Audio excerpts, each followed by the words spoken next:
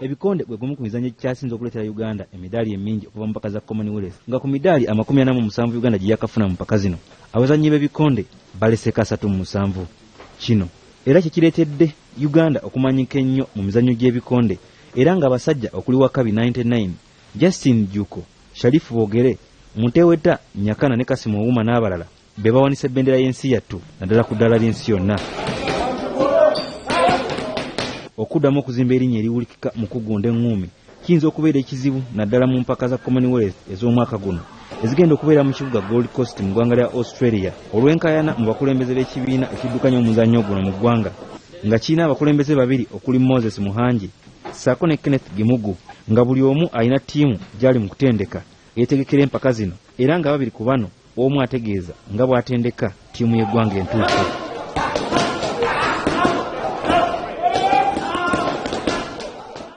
Kino kireese abazannyi b'ettiimu y'eggwanga la Bombers mu kusoberwa nga buli omu yeebuuza omukulembeze alina ttiimu entuufu nga n'abamu nga Shafik Kiwanuka balabiddwako nga batendekerwa mu nkambi zombi olwo alibeera omutuufu gw'aligenda naye. Shafik Kiwanuka utusanze mu Kampala Boxing Club awatendekebwa ttiimu ey'ekiwayi kya Kenneth Gimugu agamba nti yatendekebwa mu nkambi zombi okwekumira ku mutindo omulungi okwanganga bonna abali mu buzito bwe ssaako n'obutafiirwa mukisa singa akaseera akatuufu katuuka ekiwayi ky'omu ne kigobwa. Tugenda amanya pulezidenti ani mutuufu se wadde tayimu eno kituliwo kitugoya mu training yaffe kitutawaanya odde eno naye tekigenda tutataaganya kukola bulungi mu Commonwealth.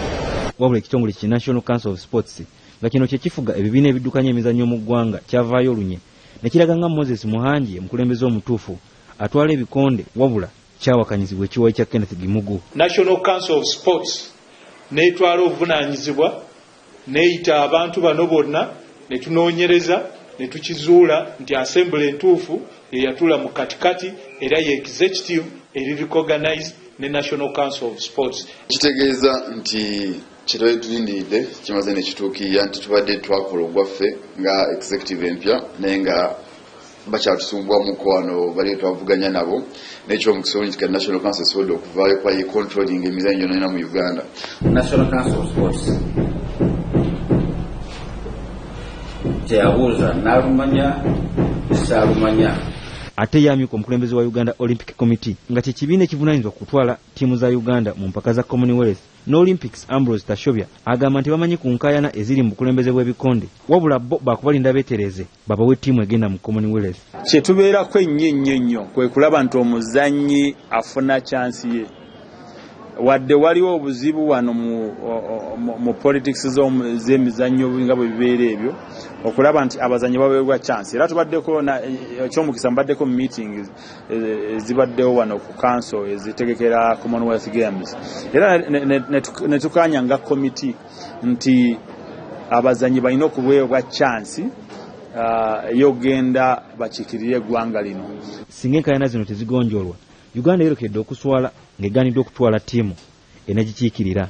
Enkaayana mu bukulembeze bw'ebibiina ebiddukanya eby'emizannyo mu ggwanga mpitirivu obungi ng'ezisinga okuvuga ez'ekibiina ekiddukanya omupiira gw'ebigere mu ggwanga kifufa. Obuzibu obusinga buva ku kutiginya ssemateeka w'ebibiina bino kyokka nga basinga olukongolo basinga kuluteeka ku byanfuna omulugube gw'ensimbi eziri mu by'emizannyo bino.